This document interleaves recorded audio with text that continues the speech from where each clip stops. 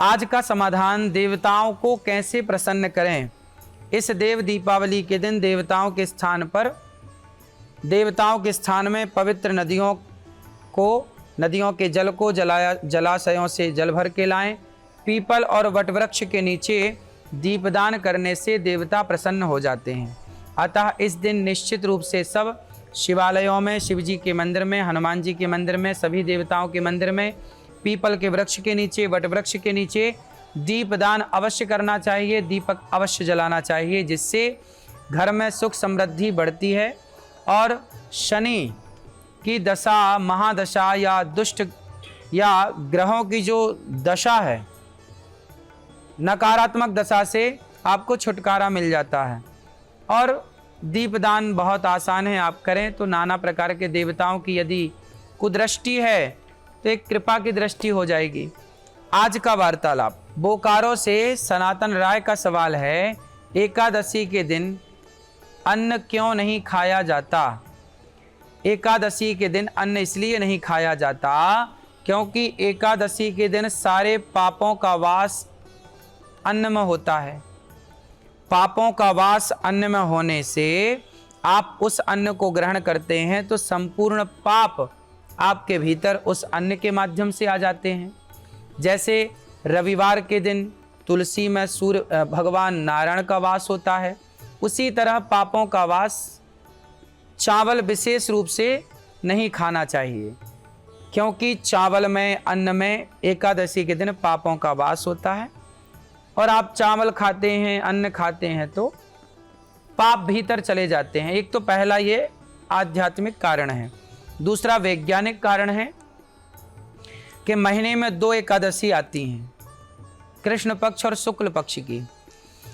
Doctor कहते हैं, medical science कहता है कि आपको 15 दिन में एक बार भूखा रहना चाहिए। भूखा रहने से आपके पेट में जितनी गंदगी है, आपकी आंतों में जो मल जमा हुआ है, आपके पेट में जो भी गंदगी बन रही है, स्वास्थ्य बिगड़ रहा है, आपके पेट को भी एक दिन का रेस्ट चाहिए। जैसे आप संडे की छुट्टी मनाते हैं, ऐसे पेट को भी एकादशी का रेस्ट दो। कुछ भी ना खाओ। कुछ भी ना खाने से शरीर अपने आप को ठीक कर लेता है। ज़रूरत से ज़्यादा खाने से हमारा स्वास्थ्य बिगड़ता ही है। इसलिए महीने में 2 बार निराहार रहना चाहिए। यदि हम फलाहार करते हैं, फलों का आहार लेते हैं, फलों का सेवन करते हैं, तो हम रोज़ अन्न खाते हैं, रोज़ अन्न खाते हैं, वो अन्न ना आंतों में, पेट में चिपक जाता है।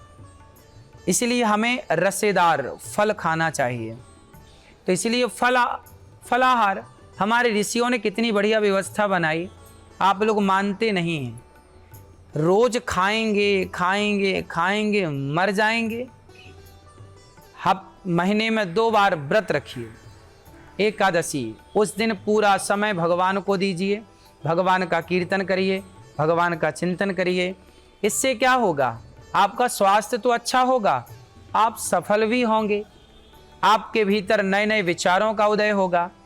जब भगवान से कनेक्ट होंगे, एकादशी का व्रत करेंगे, तो आपके भीतर एक नए विचारों का जन्म होगा। वो नए विचार आपको आगे लेकर के जाएंगे, आपको सफल बनाएंगे, आपकी सफलता में मदद करेंगे।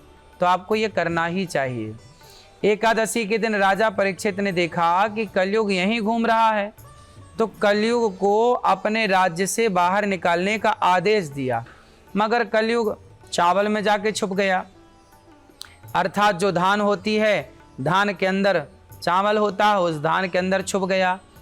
कारण कि राजा परीक्षित कलयुग को खोज नहीं पाए। इसलिए माना जाता है कि एकादशी के दिन कलयुग का वास चावल में होता है। इसलिए चावल का भोग नहीं लगाना चाहिए, चावल ग्रहण नहीं करना चाहिए एकादशी के दिन।